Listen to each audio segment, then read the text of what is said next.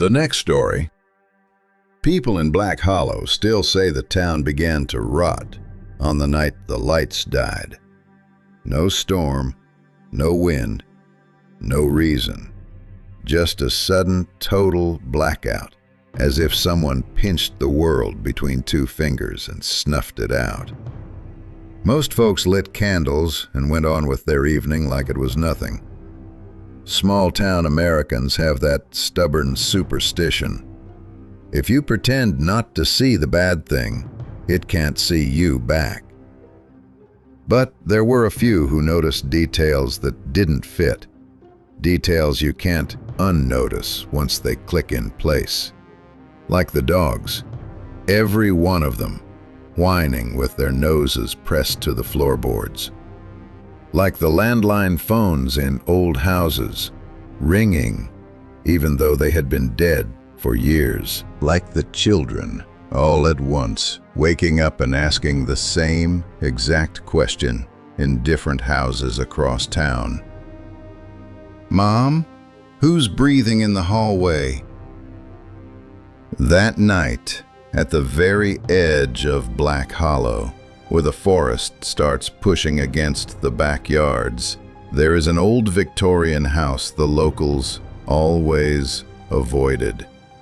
Real estate agents kept trying to sell it, but every buyer walked away after the first viewing, pale and tight-lipped, never saying why.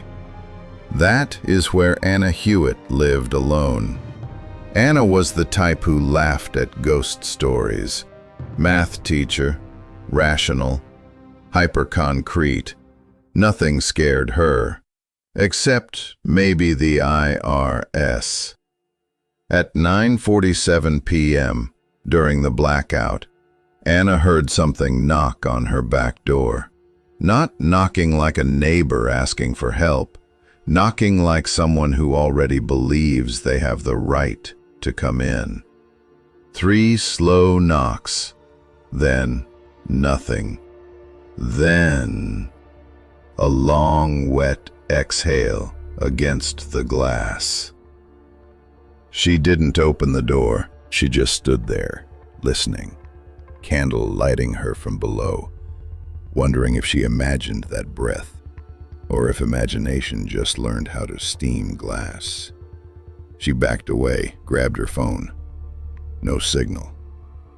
And then, from deep in the woods behind her house, came a sound she had never heard in her life, and yet it triggered a part of her brain older than language. Not an animal, not a person. Something that knew how to imitate both. The sound stopped as soon as she noticed it. Dead stillness again. And in that stillness, another phone.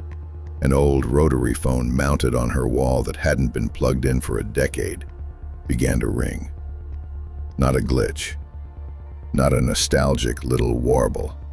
A strong, confident, live ring. Anna stared at it, frozen. On the 4th ring she picked up. She didn't say a word. But on the other end, a man's voice was already whispering, as if continuing a conversation she hadn't started. "Do not open any door. Do not look in any window. It is not alone." And before she could answer, the call cut, like scissors closing on a thread. Anna slowly lowered the receiver, and that was when she heard the front porch boards sag under a heavy weight, something big shifting its stance just inches from the threshold. She was no longer sure which was worse, that someone was outside, or that someone, somewhere, knew exactly what was happening to her before it did. And that was the moment Black Hollow officially stopped being a normal town. Anna didn't turn on any lights. The power was still gone. She lowered herself to the floor, back against the wall, trying to breathe silently. Whatever stood on the porch was doing the exact same thing. Not moving, not pacing, just existing there, like a weight of presence pressed against the wood. Minutes passed, or maybe half a minute, but that kind of silence stretches time until it feels like rope tightening around the throat. Then the phone rang again. Anna jolted as if she'd been struck. This time, she refused to answer. It kept ringing, relentless, like the call knew she was inches away. At the 9th ring, it stopped. And immediately after it stopped, another voice spoke inside the house. Not through the phone, not from the porch, from the living room. A voice that shouldn't be there, as if someone had been standing in the dark all along. It was a child's voice, a little girl, maybe 6 or 7, speaking clearly, with eerie composure. "Miss Anna, you already know who it called for, don't you?" Anna spun around. Nothing.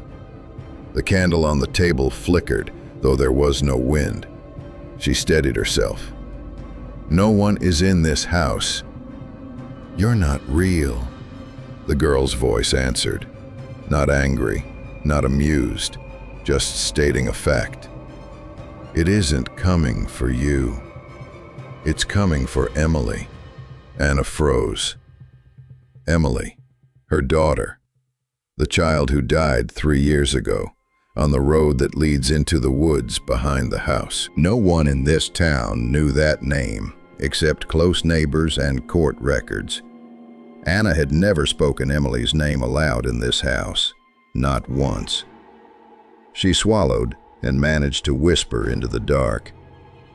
Why, Emily?" The voice did not answer immediately. Instead, from outside on the porch, that thing resumed, not knocking this time, but dragging one long nail across the wood. Slow, deliberate, not attacking, signaling, as if it understood the conversation. Then the little girl spoke again, softer. "Because you brought it back first. You just didn't know you did." Anna felt blood drain from her face. "I didn't bring anything back." For the first time, the child's voice broke, not with fear, but with a strange pity. "Not a thing, a person." The moment the word person was spoken, the kitchen window slammed open, as if yanked from outside. Cold air rushed in and snuffed out the candle. The house fell into absolute black. And in that blackness, Anna heard a man's voice for the first time. Not the girl.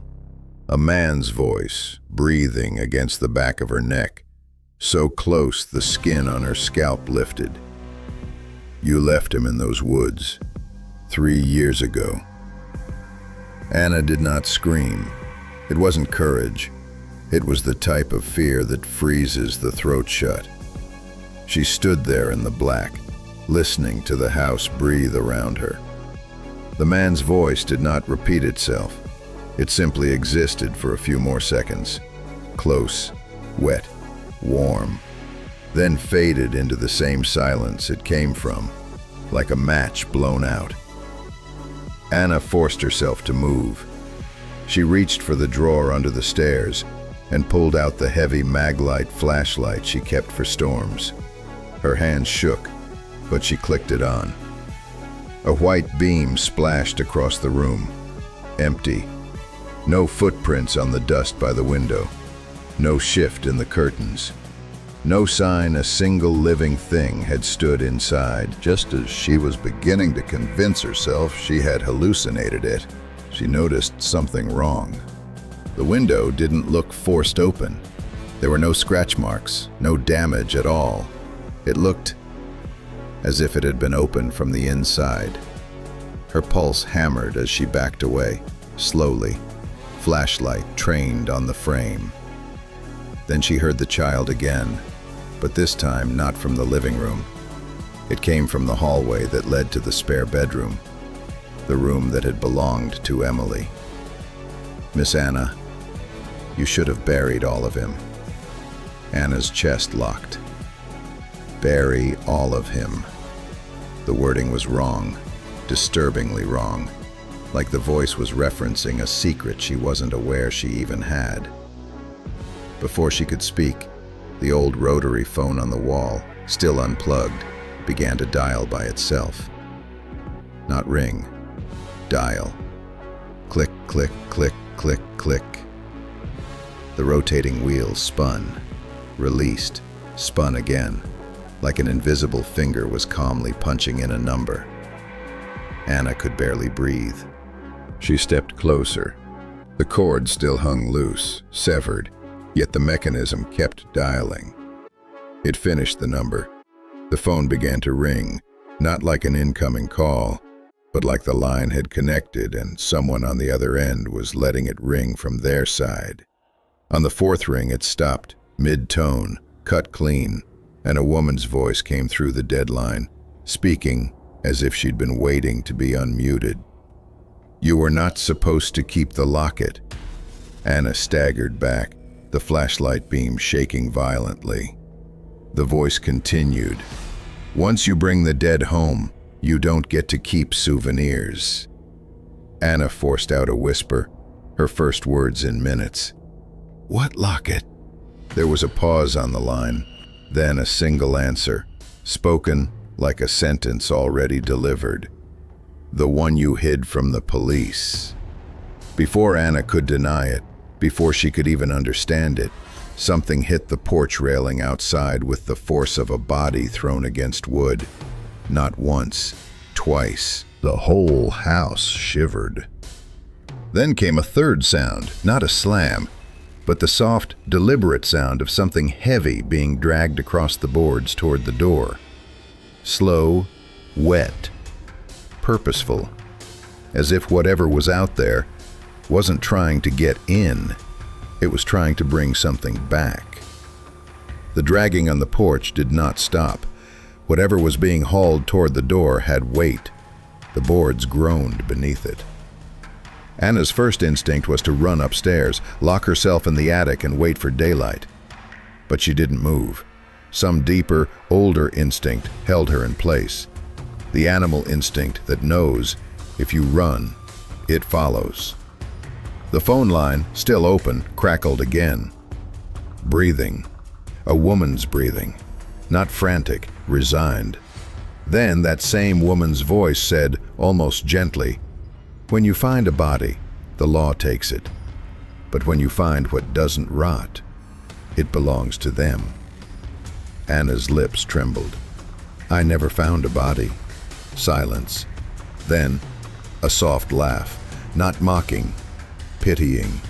"You think the dead always look dead." Something heavy hit the door this time, from outside, hard enough to bow the wood. The frame quivered.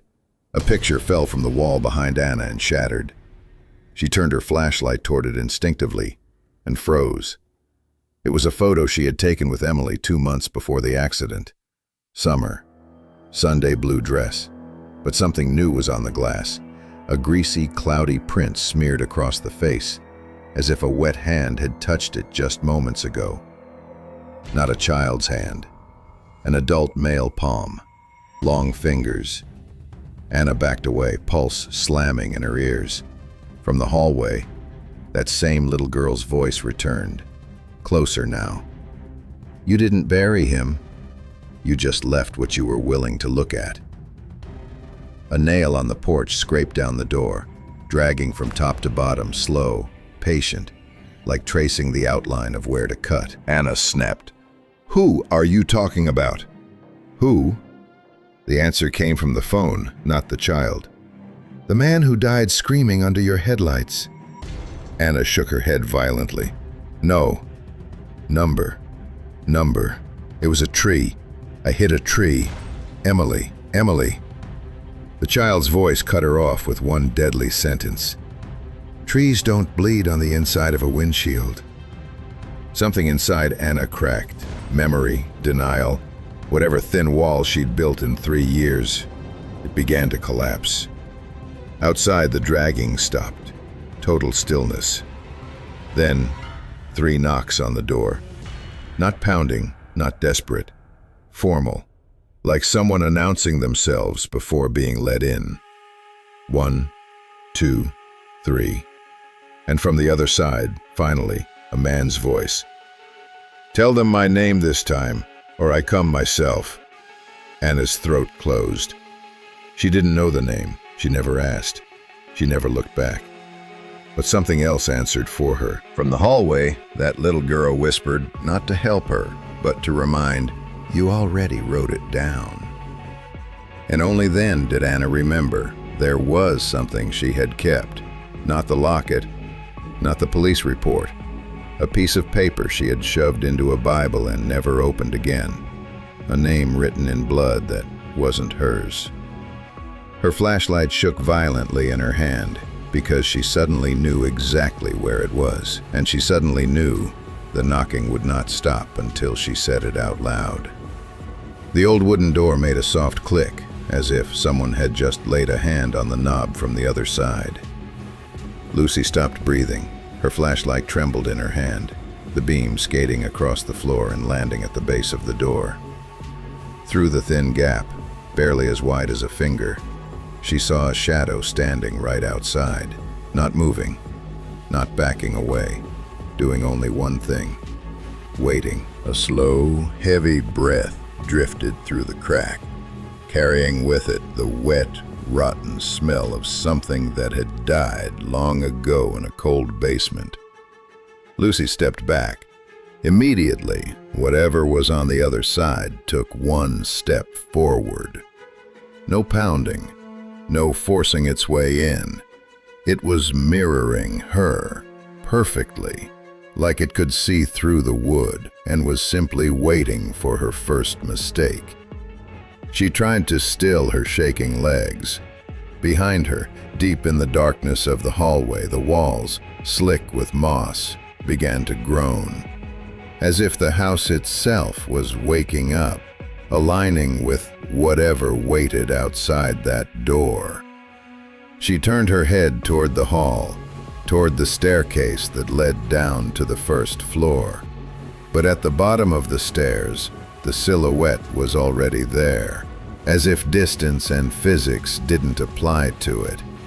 No eyes, no face, just a human shape with its head tilted slightly to one side, the way someone might tilt their head when curious about which way you'll run. 2 directions, 2 deaths, no exit. Lucy tightened her grip on the flashlight and forced her voice down to a breath. "I know you're not human." The shadow behind the door slowly tilted its head at the same angle she had, this time deliberately, painfully slow, almost taunting. And then, for the first time, it spoke. But the voice did not come from behind the door. It came from right behind Lucy's ear, so close the words brushed her skin like a mouth touching her. "Who said I was one?" Lucy didn't have time to scream. The room went black. No more light, no more distance, no side left to stand on. Lucy did not remember collapsing, only the sensation of waking up wrong.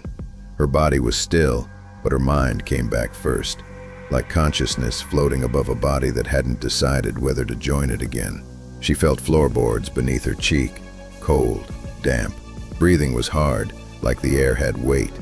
She opened her eyes, but she wasn't in the bedroom anymore. She was in the cellar, a dirt floor, stone walls, sweating with moisture. The ceiling low enough that she could hear water dripping onto copper pipes. The smell was worse here. Not just rot, but held-in rot. Like the kind that has no reason to dissipate because nothing living ever comes down to disturb it. In the corner behind her, something was moving. Slow, gentle, rhythmic, as if rocking. Lucy did not turn, not yet. She stared straight ahead, because ahead of her, half buried in the dirt like a grave that had been dug and then stopped midway, was a small wooden box, the kind you would keep photographs in, or letters, or teeth. Her hands were tied behind her with something coarse, not rope, not wire, something like twisted reeds or dried tendon. no give, no slack. She listened, rocking, breathing, and under it, a tiny, delicate sound like a child humming through closed lips. Lucy forced herself to speak without turning. "I know why you brought me here." The humming stopped. Silence. The kind that presses a chill up the spine because silence means attention. Lucy swallowed. "You want me to see something?" The childlike voice answered from somewhere behind her, but it was not a child's tone now. It had that layered, stacked quality, like more than one throat speaking at once through the same mouth. "No, you brought yourself." Something cold touched the back of Lucy's neck. Not a hand, not a breath. Something flat, like the edge of a locket being pressed into her skin. And the voice leaned close again, right against her bone. "We only finish what humans begin." The rocking resumed, but this time it wasn't a body rocking. It was the box in the dirt, swaying gently on its half-dug grave, as if something inside it was pushing from within, trying to get out. Lucy didn't blink, not because she was brave, but because she knew if she closed her eyes even once, something else might open them for her. Lucy understood she could not just wait. Waiting was consent. And whatever lived in this house, it didn't feed on people who fought. It fed on people who realized the truth too late. She inhaled, drew her numb legs beneath her, and forced her body around despite her bound hands. She had to face where the humming and rocking had begun.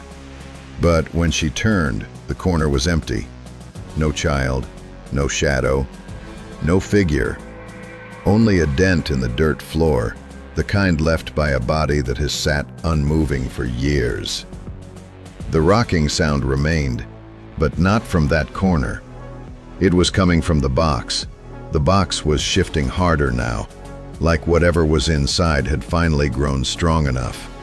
Dirt slid down the sides. Lucy pulled her tied hands up to her neck and sawed the coarse binding against her own teeth. One strand snapped, then another. Her wrists came free. She looked back to the box. Right then, it opened itself.